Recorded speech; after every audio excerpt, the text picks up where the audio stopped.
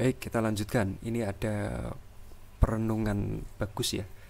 Jadi saya tuliskan buat buat kita merenungi pembahasan kita ini. Sebenarnya posisi kita dengan Allah itu seperti apa sih? Posisi kita dengan Tuhan itu seperti apa? Baik, yang pertama ya. Ini dari Stuart Case. Nanti dicari sendiri Stuart Case itu siapa. Nanti saya ambil dari barat, saya ambil dari Islam, nanti juga kita punya nanti terakhir ada.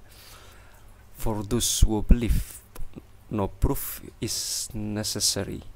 For those who don't believe, no proof is possible.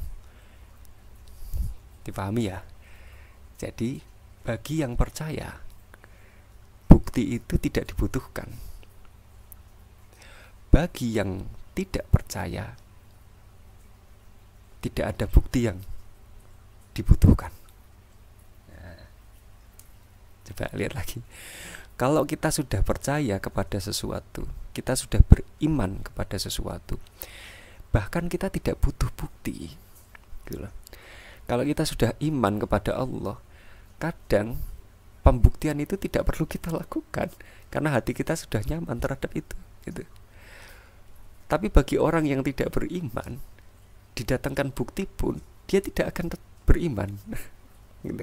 Karena bukti itu tidak akan berguna untuk dia. Kayak Sayyidina Ali itu bilang gini, jangan menjelaskan dirimu kepada orang lain, karena orang yang mencintaimu tidak butuh itu.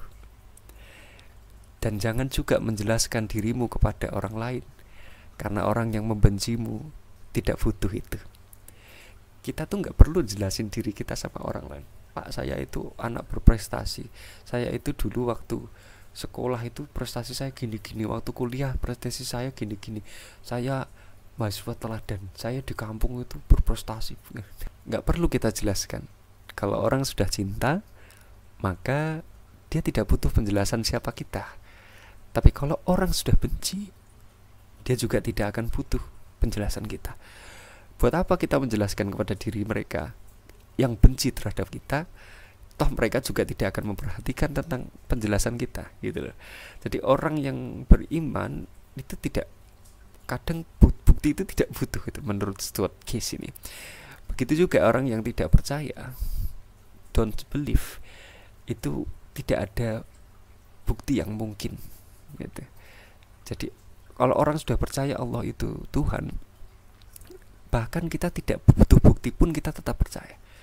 Tapi ada orang di luar sana yang tidak percaya tentang ketuhanan Allah, maka kita datangkan bukti apapun, sangat mungkin orang itu tetap tidak akan percaya. Do you need proof of God?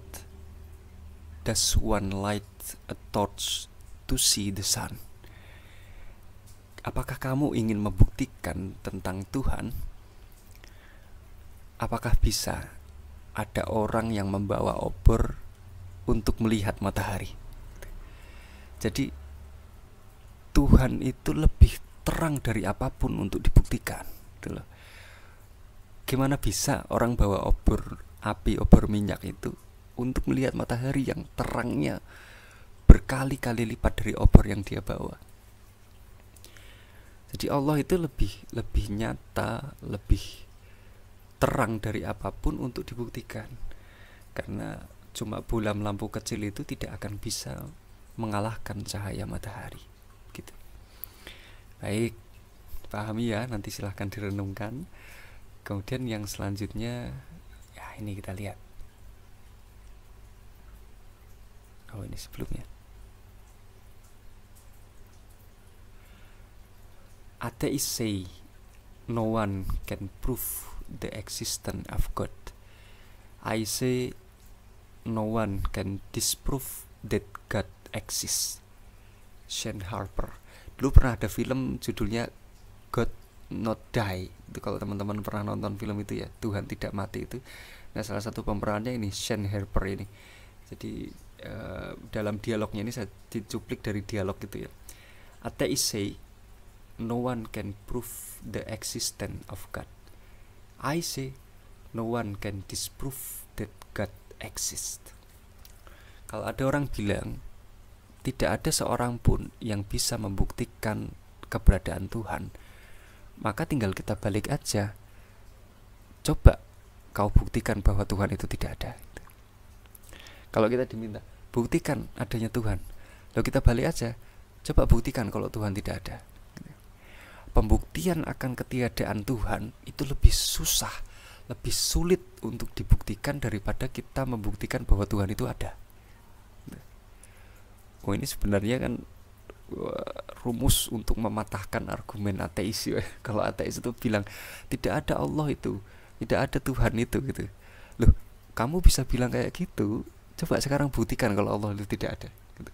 Kalau saya sih percaya, orang iman, orang Islam itu percaya Allah itu ada, Allah itu Tuhan. Gampang, ada kitab suci.